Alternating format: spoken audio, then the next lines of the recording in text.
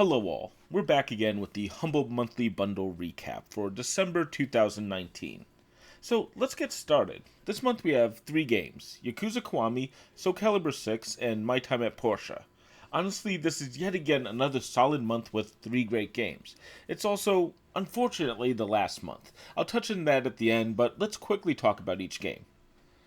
Now, as I've said multiple times, Yakuza is one of my favorite series. I don't think this makes me biased necessarily, because Yakuza Kiwami is one of the games that really cemented my opinion of the series.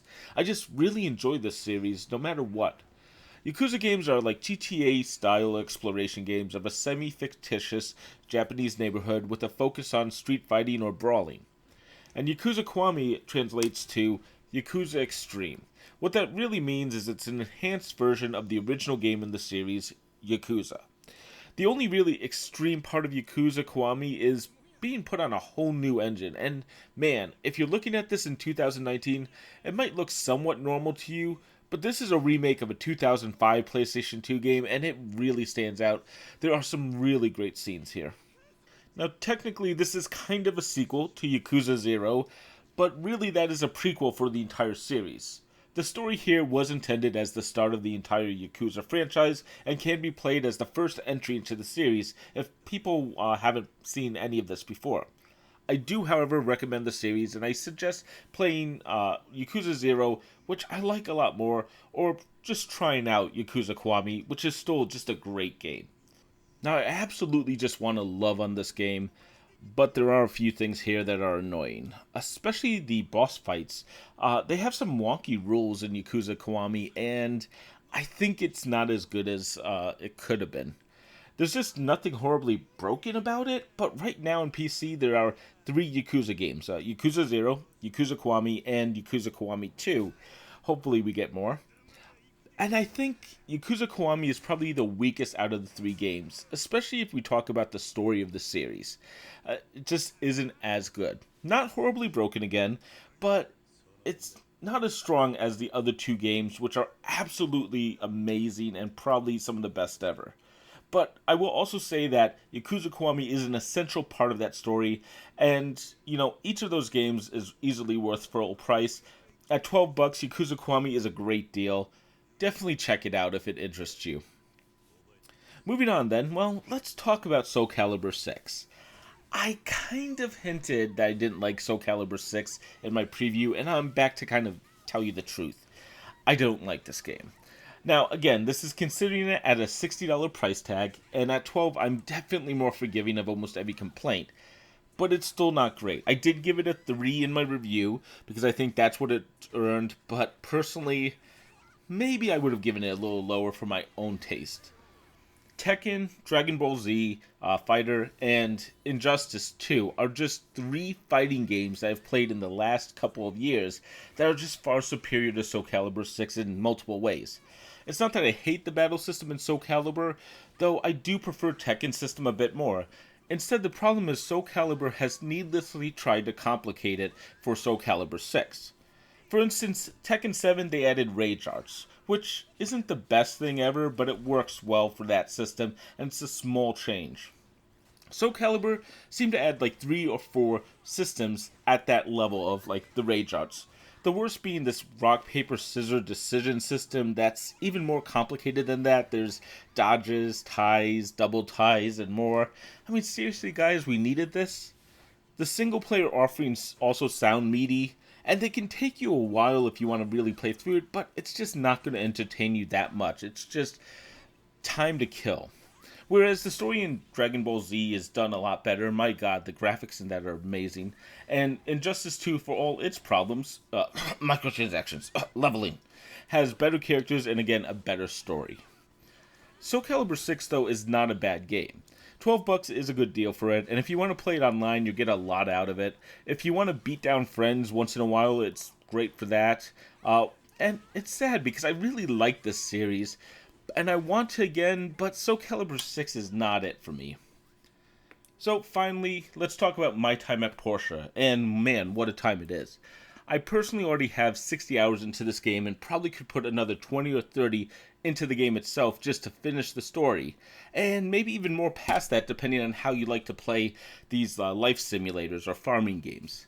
A lot of this game is just exploration, exploring a really interesting world, meeting people. There's a huge town, a great story that I mentioned, a lot of friends to make for completionists who want to see everything. And personally, I love the mining system. A little dungeoning is really good. Probably not my favorite part though. And all the different buildings that you have to make and more. I mean, there's a lot once I got into my time at Portia. I also really didn't get sidetracked from the story that much, but there's even more things here.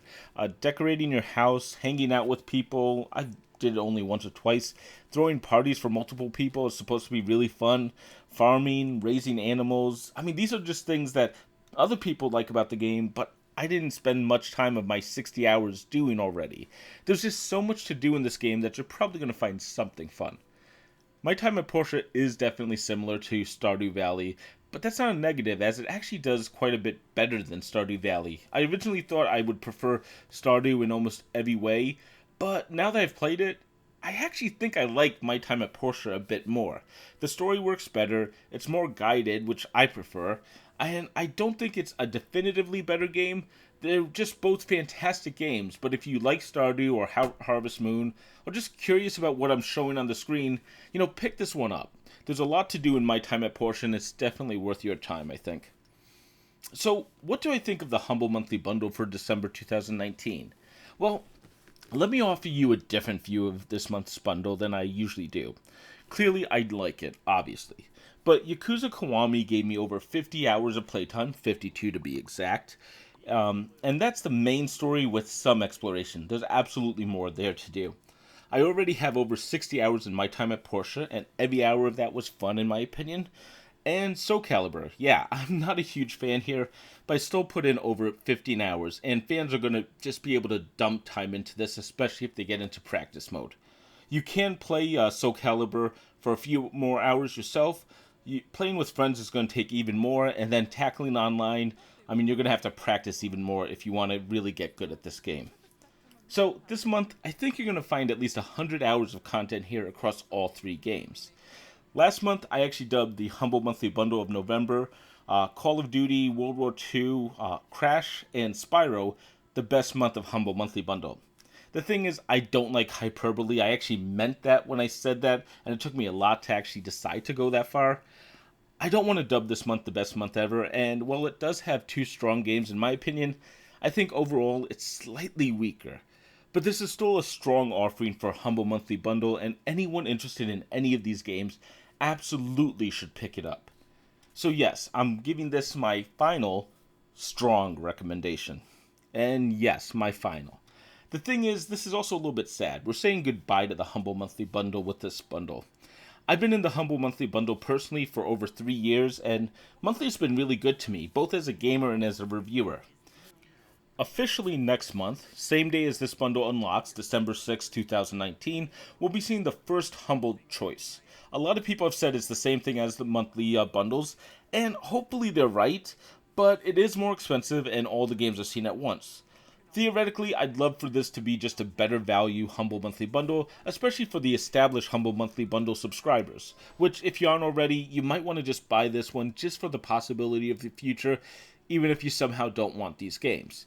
But getting Humble Choice for $12 instead of $20 is going to be a good deal. On the other hand, Choice might suck. Humble Monthly Bundle had this pull where people had to invest in the early unlocks so we get bigger titles there. I can see a future where we're getting, $20 titles for all 10 games that people aren't as excited for. The value proposition sounds better on paper, maybe $200 MSRP minimum every month. But for me, I like the big AAA games. That's what I really grab here. And I really hope Humble Choice continues that. Either way, don't worry. I'll be back shortly after Humble Choice releases to let you know what I think of the brand new Humble Choice as well as the 10 games that are released. Alright, one last side note here. I know a lot of people are here for the Humble Bundle because obviously you are.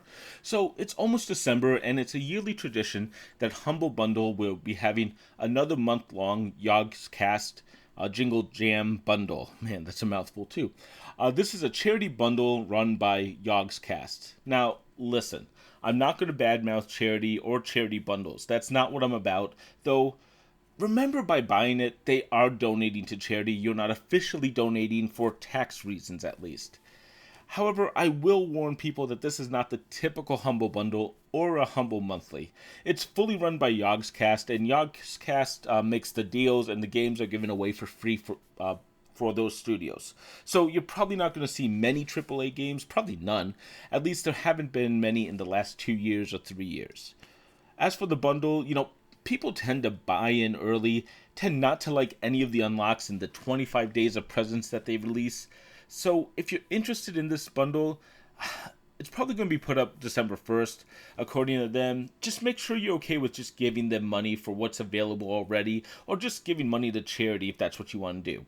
If you're not sure, of course, hold off until you see something good, or really donate to charity directly if that's what you want to do. It's the right time of the year, which is technically any time of the year to donate to charity.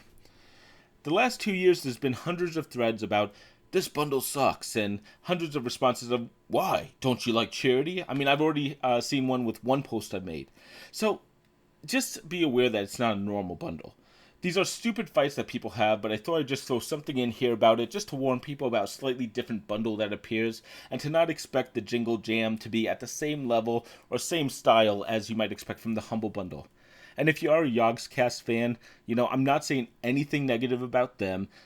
I'm not even saying this bundle is gonna suck. I'm just saying be aware of a different type of bundle, and feel free to support them if you want. It's up to you. Alright, with that, I'll see you next month, sometime after the Humble Choice drops. I'm excited to see what we finally get for this month, and of course, what the Humble Choice becomes. I will pop up all 3 reviews. We have Yakuza Kiwami, Soulcalibur VI, and of course, my time at Portia. If you want to see the full review of any of them or want more information, click one of those. Until next time, I'm King Link, and thanks for watching.